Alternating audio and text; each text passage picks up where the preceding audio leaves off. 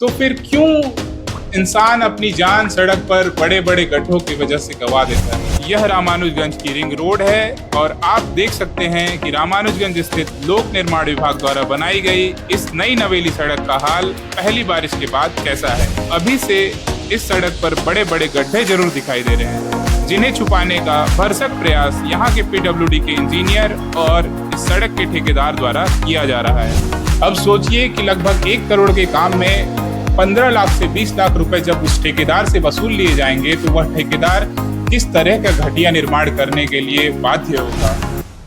नमस्कार साथियों, मैं राहुल जीत और आप देख रहे हैं राष्ट्र निर्माता मुद्दे राष्ट्रहित के। साथियों, ये बताइए कि अगर आपके मार्ग में किसी ने गड्ढा खोद दिया हो और उस गड्ढे में गिरकर आपकी मृत्यु हो जाती है तो इस पूरे मामले को आप क्या कहेंगे, दुर्घटना या फिर हत्या? जाहिर सी बात है, इसे दुर्घटना कहना तो उचित नहीं होगा, ये तो हत्या ही है। साथियों, आजकल आप सड़क दुर्घटनाओं में लगातार हो रही जान माल की हानि की खबरें सुन रहे होंगे और जिन खबरों का सबसे बड़ा कारण सड़क पर मौजूद बड़े बड़े गड्ढे हुआ करते हैं। साथियों, आज हम आप सभी के लिए एक महत्वपूर्ण सवाल लेकर आए हैं। सवाल ये है कि क्या सड़क के निर्माण कहना गलत होगा, सड़क के थूक पॉलिश के काम में जो लागत होती है, उसमें जो खर्च होता है, उसका मूल्य क्या किसी व्यक्ति के जीवन के मूल्य से ज्यादा हो सकता है? नहीं ना। तो फिर क्यों इंसान अपनी जान सड़क पर बड़े बड़े गड्ढों की वजह से गंवा देता है? साथियों, जिस वीडियो फुटेज को आप अभी अपनी स्क्रीन पर देख रहे हैं, वह वीडियो फुटेज आज रामानुजगंज में नेशनल हाईवे 343 पर हुई सड़क दुर्घटना की फुटेज है, जिसमें आप आसानी से देख सकते हैं कि सड़क पर मौजूद बड़े बड़े गड्ढों की वजह से एक ट्रक पलट गई है। हालांकि इस वीडियो में साफ साफ देखा जा सकता है कि इस दुर्घटना का कारण केवल और केवल यह घटिया सड़क और इस सड़क पर मौजूद बड़े बड़े गड्ढे हैं। परंतु फिर भी कुछ महात्मा लोग इसका कारण ट्रक का ओवरलोड होना बता रहे हैं और कुछ लोगों का कहना तो यह है कि यह सड़क बारिश की वजह से खराब हो गई है। अगर उनकी बात को ठीक माने तो पूरे विश्व में जितनी भी सड़कें इस समय मौजूद हैं, उन सभी की हालत पहली बरसात के बाद भी यही हो जानी चाहिए थी। परंतु आपको बता दें कि पूरी दुनिया में भारत ही एक ऐसा देश है जहां पर सड़कों की ये हालत पहली बरसात के बाद ही हो जाती है और सड़कें बह जाया करती हैं। अब सवाल ये बनता है कि पहली ही बारिश में सड़कों के बह जाने की घटनाएं हमारे भारत में ही क्यों होती रहती हैं? आइए समझते हैं। साथियों, हमारा यह नेशनल हाईवे 343 काफी समय से झज्जर हालत में है और इस पर लगातार रिपेयरिंग का काम होता रहता है। हमारी जानकारी के अनुसार अभी से लगभग 2 महीने पहले इस सड़क पर रिपेयरिंग करके इसके गड्ढों को भरा गया था, जिसमें लाखों का खर्च हुआ था। परंतु आप सभी के सामने है कि किस प्रकार पहली बारिश की बूंदों ने इस सड़क पर पहले से भी बड़े बड़े और खतरनाक गड्ढे खोद दिए हैं। साथियों, सुनने में तो बहुत बार आता है कि इस सड़क के निर्माण का fund national highways authority of India ने पास कर दिया है और जल्द ही इस सड़क का निर्माण प्रारंभ होने वाला है। परंतु छत्तीसगढ़ प्रदेश में डबल इंजन की सरकार होने के बावजूद भी पूरे सरगुजा संभाग की जनता हर बार बेवकूफ ही बनती है और सड़क निर्माण के नाम पर इसके गड्ढों को थूक पॉलिश करके भर दिया जाता है, जो महीने 2 महीने से ज्यादा कभी चल ही नहीं पाता है।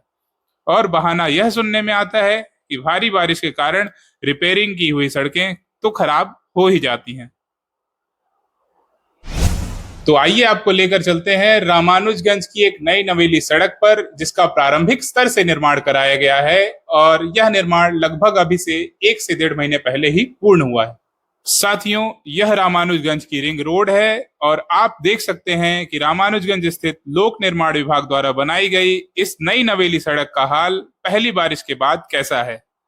साथियों, जब भी यह सड़क निर्माण का कार्य पूर्ण होता है तो उसको देखकर आसपास के लोग यह अंदाजा जरूर लगाते हैं कि यह सड़क कितने वर्षों तक उनका साथ देने वाली है। कई सड़कों के परिप्रेक्ष्य में वर्षों में हिसाब लगा पाना मुश्किल होता है, अतः महीनों में हिसाब लगाया जाता है कि यह सड़क कितने महीने तक चलेगी। परंतु साथियों, आप सभी को बता दें कि रामानुजगंज की इस रिंग रोड की सबसे खास बात यह है कि आप सभी को इस सड़क की हालत को देखकर यह अंदाजा लगाना मुश्किल हो जाएगा कि सड़क कितने दिनों तक आपका साथ दे पाएगी। हमें तो लगता है कि अभी इस सड़क का काम पूरी तरह से पूर्ण भी नहीं हुआ, क्योंकि इस पर हमें कहीं भी सफेद पट्टियों के निशान दिखाई नहीं देते हैं, परंतु अभी से इस सड़क पर बड़े बड़े गड्ढे जरूर दिखाई दे रहे हैं, जिन्हें छुपाने का भरसक प्रयास यहाँ के पीडब्ल्यूडी के इंजीनियर और इस सड़क के ठेकेदार द्वारा किया जा रहा है। साथियों, इस वीडियो फुटेज में ध्यान से देखेंगे तो आपको दिखाई देगा कि यहाँ सड़क दब जाने के बाद एक बड़ा सा गड्ढा निर्मित हो गया था, जिसे सीमेंट कंक्रीट से भरकर छुपाने का भरसक प्रयास किया गया था, परंतु यह प्रयास बिल्कुल विफल साबित हुआ और यह गड्ढा पुनः लगभग उसी स्थिति में वापस आ गया। साथियों, गौर करने वाली बात यह है कि जब यह निर्माण कार्य हो रहा था तब यहाँ उपस्थित पीडब्ल्यूडी के अधिकारियों ने इस घटिया निर्माण की जांच क्यों नहीं की। करोड़ों की लागत से बनी सड़क के निर्माण में इतना खराब काम करने से ठेकेदार को कितना फायदा हुआ होगा। ठेकेदार के उस फायदे में से कितना हिस्सा रामानुजगंज डिवीजन के लोक निर्माण विभाग के कार्यपालन अभियंता, अनुविभागीय अधिकारी व सब इंजीनियर को मिला होगा। क्या यह घटिया निर्माण लोक निर्माण विभाग डिवीजन रामानुजगंज के समस्त अधिकारियों और कर्मचारियों की ईमानदारी पर प्रश्न चिन्ह नहीं लगाता है? बिना किसी आधार के किसी की निष्ठा पर प्रश्न उठाना उचित नहीं होता है, परंतु इस घटिया सड़क के निर्माण के आधार पर ही आइए हम आपके सामने हमारे सूत्रों से प्राप्त हुई जानकारी के विषय में कुछ बताते हैं। साथियों, अभी तक आपने सुना होगा कि लोक निर्माण विभाग टेंडर निकालता है, जिस टेंडर को भर करके ठेकेदार काम को प्राप्त करता है और उस काम का वर्क ऑर्डर प्राप्त करता है, और वर्क ऑर्डर प्राप्त करने के बाद ठेकेदार उस काम को करता है तथा उस काम के पूर्ण होने के बाद जो बचत उसे होती है, उस बचत में से थोड़ा बहुत हिस्सा वह कमीशन के रूप में भुगतान होने के बाद जो लोक निर्माण विभाग के अधिकारी हैं उनको कमीशन के रूप में देता है। वैसे तो ये भी रिश्वतखोरी ही है, लेकिन हमारे भारत के कई सरकारी विभागों में आज भी इसे जमी जमाई व्यवस्था के नाम पर जाना जाता है।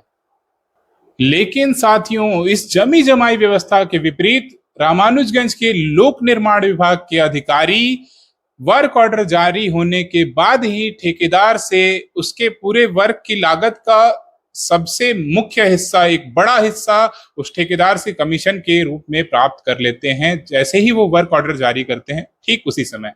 और यह हिस्सा लगभग 15 से 20% का होता है। अब सोचिए कि लगभग 1 करोड़ के काम में 15 लाख से 20 लाख रुपए जब उस ठेकेदार से वसूल लिए जाएंगे तो वह ठेकेदार किस तरह का घटिया निर्माण करने के लिए बाध्य होगा, और अगर वह घटिया निर्माण नहीं करेगा तो उसे उस काम में बहुत बड़े घाटे को वहन करना पड़ेगा। साथियों, आप भी जरूर बताइए कि इस घटिया निर्माण को देख करके आपके मन में भी हमारे सूत्रों से प्राप्त जानकारी के विषय में यह आशंका पैदा होती है या नहीं कि यहाँ पे अधिकारी इस तरह की रिश्वतखोरी को बढ़ावा दे रहे हैं और इस तरह की रिश्वतखोरी कर रहे हैं। जय हिंद, जय छत्तीसगढ़।